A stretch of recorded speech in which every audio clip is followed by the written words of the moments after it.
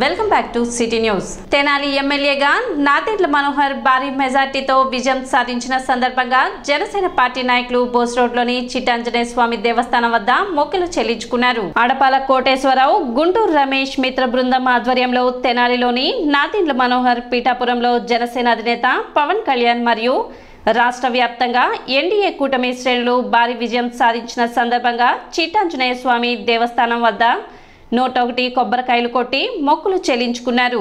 నాదెండ్ల మనోహర్, పవన్ కళ్యాణ్లకు ఎమ్మెల్యేలుగా గెలవడమే కాక మంత్రి పదవులు రావడం పట్ల వారు హర్షం వ్యక్తం చేశారు. కార్యక్రమంలో తోటకూర రమణారావు, గ్యాలం వేణు, అభినేని రాజా, తోట శ్రీనివాసరావు, హరిదాసు, గౌరీశంకర్, బండారు రవికాంత్, జనసేన పార్టీ నాయకులు, కార్యకర్తలు పెద్ద సంఖ్యలో పాల్గొన్నారు.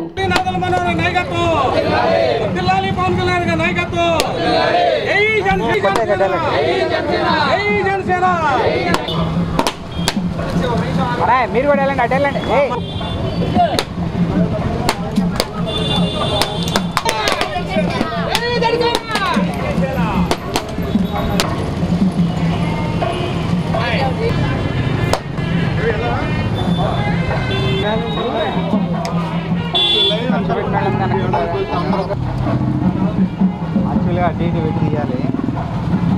2024 ఎలక్షన్లో మనోహర్ గారి, పవన్ కళ్యాణ్ గారి, అలాగే జనసేన, తెలుగుదేశం, బీజేపీ ఎన్డీఏ కూటమి విజయం ఆశించి మార్కెట్ సెంటర్ అయినటువంటి మన గుంటూరు రమేష్, ఆడపాల కోటేశ్వరరావు వారి యొక్క మిత్ర బృందం అందరూ కలిసి చిట్టాంజనేయ స్వామి గుడి వద్ద మరి ఈ యొక్క ఎన్డీఏ కూటమి అలాగే మనోహర్ గారు, పవన్ కళ్యాణ్ గారు వీరందరూ గెలిస్తే 101 కొబ్బరికాయ కొడతామని చెప్పి ఇక్కడ మొక్కుకోవడం జరిగింది.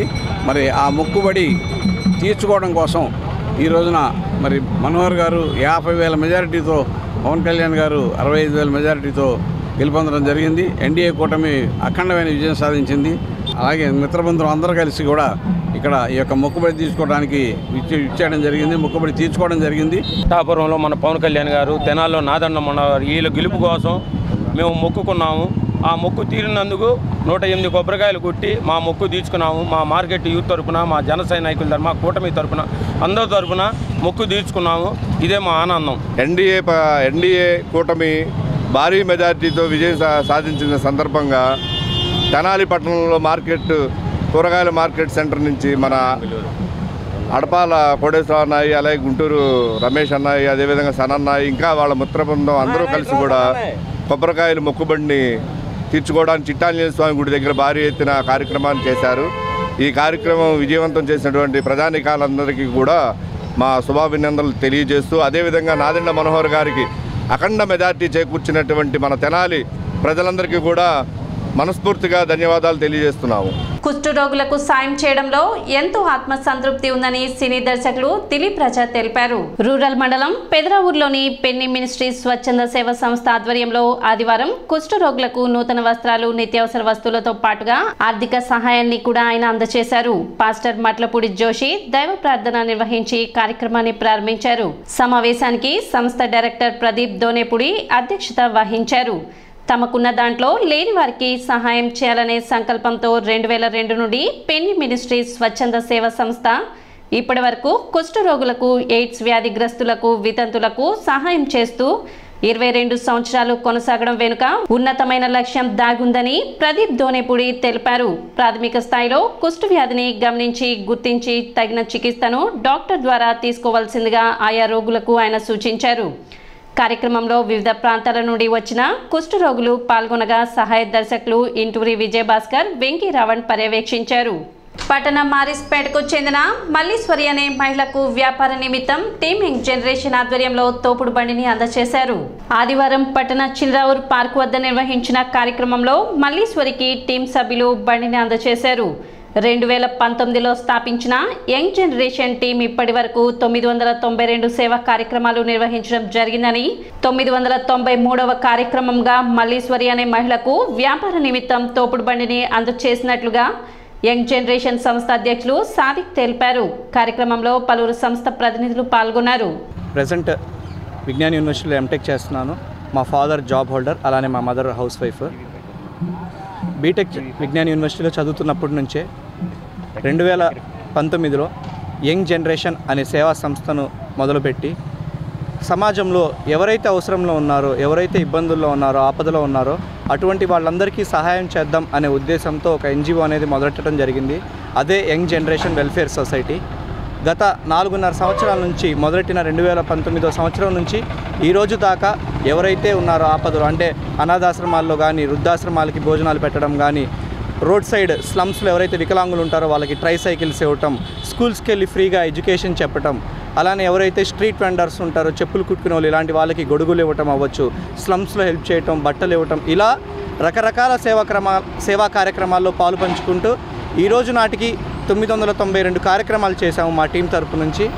ఇదే తరుణంలో మా టీంకి ఎన్నో అవార్డ్స్ కూడా రావటం జరిగింది. మరి ఈరోజు 993వ కార్యక్రమంగా తెనాలి పట్టణంలోని మల్లీశ్వరి అనే వ్యక్తి తెనాలి మాలిస్పేటలో ఉంటారు. సో ఈ మల్లీశ్వరి గారు ఏంటంటే రోజువారీ చిన్న చిన్న పనులు చేసుకుంటూ ఆవిడ జీవనం అనేది కొనసాగించుకుంటూ ఉంటారు. కానీ ఇటీవల ఆవిడ పప్పు వ్యాపారం చేసుకుంటూ ఆవిడ పని నేర్చుకొని ఇప్పుడు నుంచి పప్పుల బిజినెస్ అనేది చేసుకుందాం అనుకుంటున్నారు. అందు తరుణంలో మా టీం యంగ్ జనరేషన్ని సంప్రదించి సొంతంగా ఉపాధి కోసం స్వయం ఉపాధి కోసం ఒక బండి కావాలని సంప్రదించగా ఈరోజు మా యంగ్ జనరేషన్ టీం తరఫున మల్లేశ్వరి గారికి ఒక బండి అనేది ఇవ్వడం జరుగుతుంది. ఏదో ఒక చిన్న చిన్న కూలి పనులు చేసుకుంటా జీవనం కొనసాగుతూ ఉండేవాళ్ళం.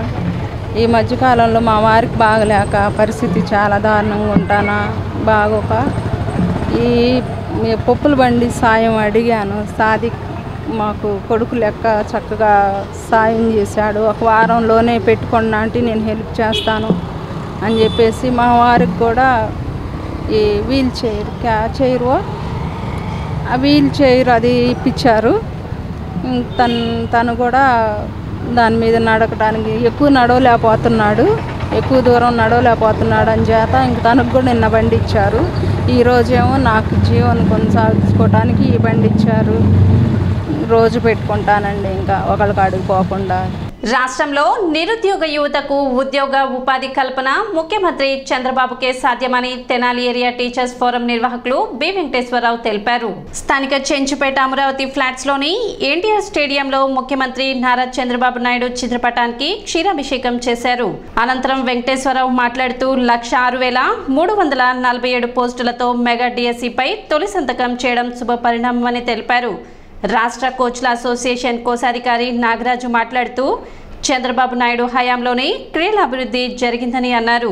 కార్యక్రమంలో రంగాజీ, డిబి సుబ్బారావు, పుట్ట జనార్దనరావు, శ్రీధర్, సిహెచ్ వినయ్ కుమార్, రవిబాజు, శరత్ బాబు, గోపి, కేశవ గోపి తదితరులు పాల్గొన్నారు.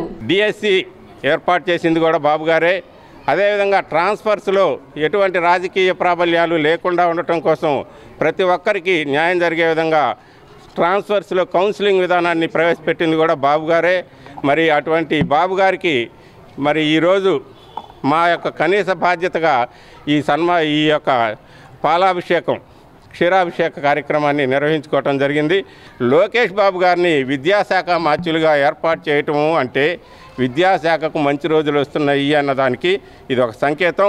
ప్రతి ఒక్క పేదవాడికి అందుబాటులోకి వచ్చే విధంగా తీసుకొస్తారని చెప్పేసి మేము గట్టిగా నమ్ముతూ 117 జీవో రద్దు చేసి ప్రతి విద్యార్థికి పాఠశాలని అందుబాటులోకి తీసుకురావాలని చెప్పేసి మా తరపున మేము ప్రభుత్వాన్ని రిక్వెస్ట్ చేస్తూ ఉన్నాం. ఉపాధ్యాయుల మీద ఉన్నటువంటి ఈ యాప్లు వాటి యొక్క ఈ భారాన్ని తగ్గించి ఉపాధ్యాయుల్ని వాళ్ళ యొక్క ఫుల్ ఫ్లెడ్జ్డ్గా వారిని విద్యార్థులకి ఉపయోగపడే విధంగా సహకరించవలసిందిగా కూడా కోరుతూ ఉన్నాం. మన తెలుగు రాష్ట్రంలో తెలుగు మీడియం లేకపోవటం అన్నది నిజంగా అందరం కూడా బాధపడాల్సిన విషయం. మరి ఈ సందర్భంగా మేము ముఖ్యమంత్రి గారికి, ప్రభుత్వానికి విన్నవించుకుంటున్నాం. ప్రతి విద్యార్థికి వారికి నచ్చిన మీడియంలో చదువుకునే అవకాశాన్ని ఈ ప్రభుత్వం కలుగజేయాలని చెప్పేసి ఈ సందర్భంగా తెలియజేసుకుంటూ మా ఎన్టీ రామారావు గారు 2 డిఎస్సీలు ఇచ్చారు, కిరణ్ కుమార్ రెడ్డి గారు 1 డిఎస్సీ ఇచ్చారు, జనార్దన్ రెడ్డి గారు 1 డిఎస్సీ ఇచ్చారు, మన చంద్రబాబు నాయుడు గారు 9 డిఎస్సీలు ఇచ్చారు. 9 డిఎస్సీలు అంటే మామూలు విషయం కాదు, కొన్ని లక్షల ఉద్యోగాలను ఆయన క్రియేట్ చేయడం జరిగింది. అట్లాగే మన యువకాలంలో కూడా నారా లోకేష్ గారు ఈ విద్యా వ్యవస్థ మీద ఎంతో అవగాహనతో జీవో నెంబర్ 117 రద్దు చేసి ప్రాథమిక పాఠశాలకు జీవం పోస్తా ఉన్నారు. వారి ప్రత్యేకమైనటువంటి మా ధన్యవాదాలు తెలియజేస్తున్నాం వారికి. తెలుగుదేశంలో తెలుగు అని పేరుందో మరి లేకపోతే ఆయనకి తెలుగు రాదనో తెలియదు, కానీ ఆయన తెలుగు మీడియం ఎత్తివేయడం మాకు చాలా బాధాకరంగా ఉంది. కానీ ఆంధ్రప్రదేశ్లో ఉర్దూ మీడియం ఉంది, ఒరియా మీడియం ఉంది, కన్నడ మీడియం ఉంది, మలయాళం మీడియం ఉంది, తమిళ మీడియం ఉంది. తెలుగు మీడియం మాత్రం లేదు. ఇది చాలా చాలా బాధాకరం. ఇది మాతృభాష మృత భాషగా మారిపోయే పరిస్థితి వచ్చింది. మాతృభాషలో మన భావ వ్యక్తీకరణ స్పష్టంగా ఉంటేనే మనం పిల్లవాడు మానసిక ఎదుగుదల ఉంటుంది. మరి 2016-17లో ఫస్ట్ రిక్రూట్మెంట్ మరి కోచెస్ 100 మంది కోచెస్ని మరి ఆ రోజు చంద్రబాబు గారు తీసుకోవటం, అలాగే ప్రతి నియోజకవర్గంలో తప్పకుండా స్టేడియం ఉండాలి అని 2 కోట్లతో స్టేడియాన్ని నిర్మించడం, కోచ్ల్ని నియామకం తర్వాత మరి ఈ రోజు వరకు కూడా కోచెస్ నియామకం జరగలేదండి. ఆ తర్వాత కూడా ఇప్పటి వరకు కోచెస్ పే స్కేల్ని కూడా పెంచలేదు. మరి యువగలంలో మేమందరం కూడా నారా లోకేష్ గారిని కలవడం జరిగింది. తప్పకుండా మన గవర్నమెంట్ రాగానే కోచెస్ అందరికి కూడా ఈరోజు అంతర్జాతీయ జాతీయ క్రీడాకారులు తయారవ్వాలంటే కోచ్ల పాత్ర ఎంతో ముఖ్యమని, ఆ కోచ్లు లేకపోతే క్రీడాకారులనే లేరని, కంపల్సరిగా కోచ్ల్ని మేము గుర్తిస్తామని, స్పోర్ట్స్ అథారిటీ ఆఫ్ ఆంధ్రప్రదేశ్లో పనిచేస్తున్న కోచ్లందరినీ కూడా మేము గుర్తిస్తామని వారు యువకాలంలో మాట ఇవ్వడం జరిగింది. సిటీ న్యూస్ ముగించే ముందు ముఖ్యాంశాలు మరోసారి.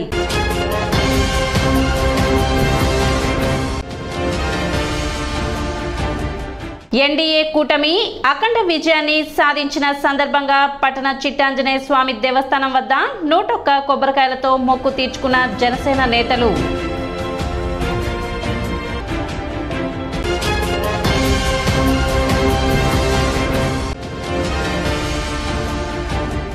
పాలడుగు రంగయ్య అన్నపూర్ణమ్మ చారిటబుల్ ట్రస్ట్ ఆధ్వర్యంలో పెదరావూరు గ్రామంలో ఉచితంగా దుక్కి దున్నే కార్యక్రమం ప్రారంభం.